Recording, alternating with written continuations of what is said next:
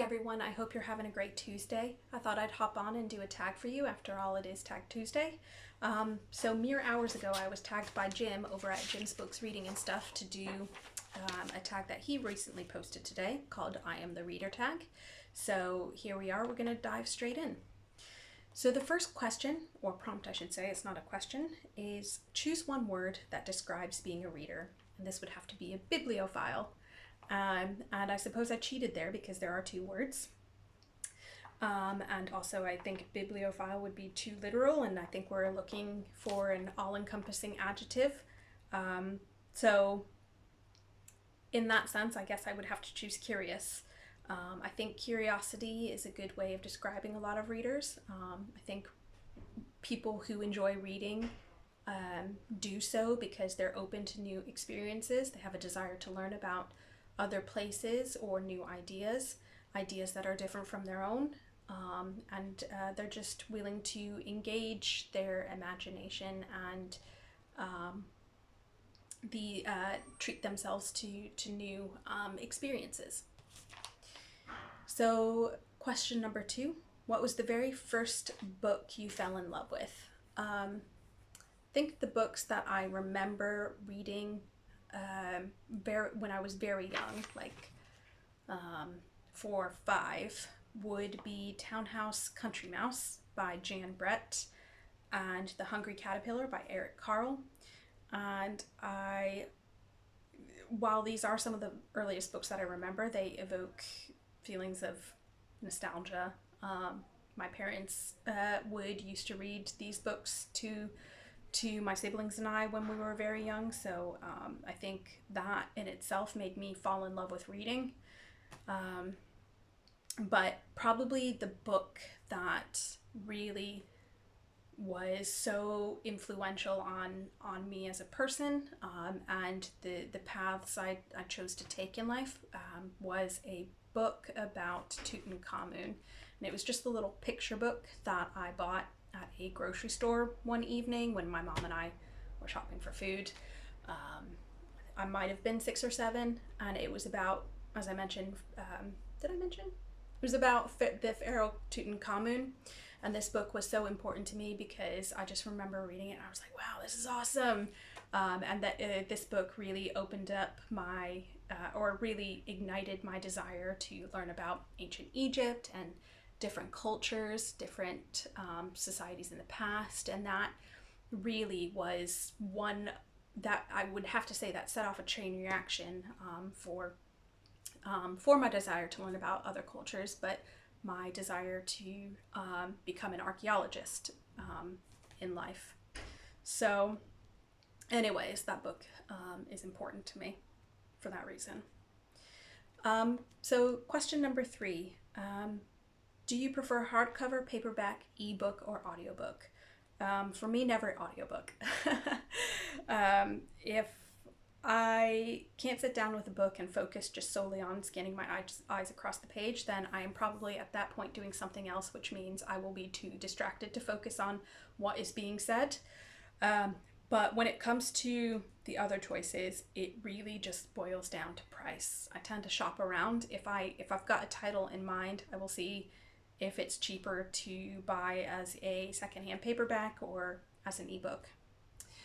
The secondary concern would probably then be convenience. So if I'm traveling to work or commuting or on holiday, ebook is the easier way to go because you've only got one e-reader that you're using, or if you're me, you've only got one e-reader. But if I'm in the comfort of my own home, hardcover or paperback doesn't bother me. So anyways, moving on. How has reading shaped your identity? This is question number 4, prompt number 4. And I'd have to change this question slightly to how has my identity influenced me as a reader? So when I was real young, only a child, I was a very shy person, and reading for me was a means of escape. It's not that I didn't necessarily like other kids. I had a few friends that I really enjoyed hanging out with and developed meaningful relationships with, but for the most part, if I was on my own, I preferred being on my own, or with my siblings, and reading was a means of entertainment. I could engage my imagination and learn about these different places that I wanted to read about, and in turn, that has meant reading has then shaped me to, again, want to become travel to places when I had the means and could do, and learn about these different places and engage with different peoples from different cultures. So yeah, there's a definite feedback loop there, between identity and reading, I think. But anyways, moving on to the next question. This is number 5. So what book do you read when you need comforting? And again, I think I would have to answer this as Jim did, and select a favorite genre. I wouldn't say there's one particular book that I reach for if I need comforting. And in fact, I would have to say, if I need comforting, I'm probably in an emotionally distraught or anxious state, and I probably wouldn't be reading, because I wouldn't be able to focus at that point. But if I'm feeling comfortable, or if I'm just in a mood where I just want to cozy up with a book, I would have to say historical nonfiction or even historical fiction. Especially when I was younger, it would have been historical fiction. Again, I've shown this in so many tag videos that you guys are going to be sick of hearing about this book and me shoving it down your throat, but The Gargoyle, I love this, by Andrew Davidson. I brought this with me from America. This book goes everywhere with me, and it's just got all the themes that I need: time travel, romance, engages with different cultures, history, medieval, love it. When I was younger, I also used to like Gothic literature. We've got Bram Stoker. This is my favorite novel, Dracula. Again, this is from my personal collection, my childhood collection. This came with me from the States. And the same with Edgar Allan Poe, anything by Poe. I like his poems, I like his tales. My favorite tale would have to be The Telltale Heart and or The Mask of the Red Death. Now I like reading a lot of historical nonfiction, particularly books about the medieval period. And again, I don't know what that says about me as a person if when I need comforting that I turn to books where themes are mainly about famine, warfare, and, violence and social inequality. But there you go. Anywho, moving on to the next question. Who taught you to be a reader, or did you learn all on your own? That would be both my parents. I think they both played an equal part in that. Again, they both used to read to all of my siblings and myself as kids. I really enjoyed reading classes as a kid. Those were my favorite classes growing up. So I would have to credit all of my teachers for their support in that regard. But anyways, moving on. Starting to babble and ramble, which means I need to get a move on. Number 7. Describe your dream reading lounge. So if I had all the money in the world, I would have a house in the country in the middle of nowhere where I have a veranda or a wraparound porch, and on said porch I would have a deck chair where I could just sit outside and read all hours of the day. But for now, this lumpy couch has to do in my small flat, but it's actually quite comfy and it's very close to the kettle, so it'll do. Number 8. What book changed the way you act or see the world? So I'm just going to choose some books on my college reading curricula, and that these would be a selection of ethnographic works.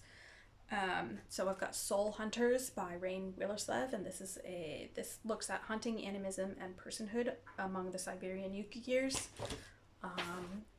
And then we've got How Forest Thinks, which is towards an anthropology beyond human, edited by Eduardo Cohn. We've got The Ecologies of Other. This is a great little book by Philippe Duskala. Apologies for my pronunciation. All of these are really important to me and have really changed the way I think and view the world, because they really underscore just how there really is no such thing as a universal. There's universalisms, just made up another word. I seem to do that a lot. They don't exist cross-culturally.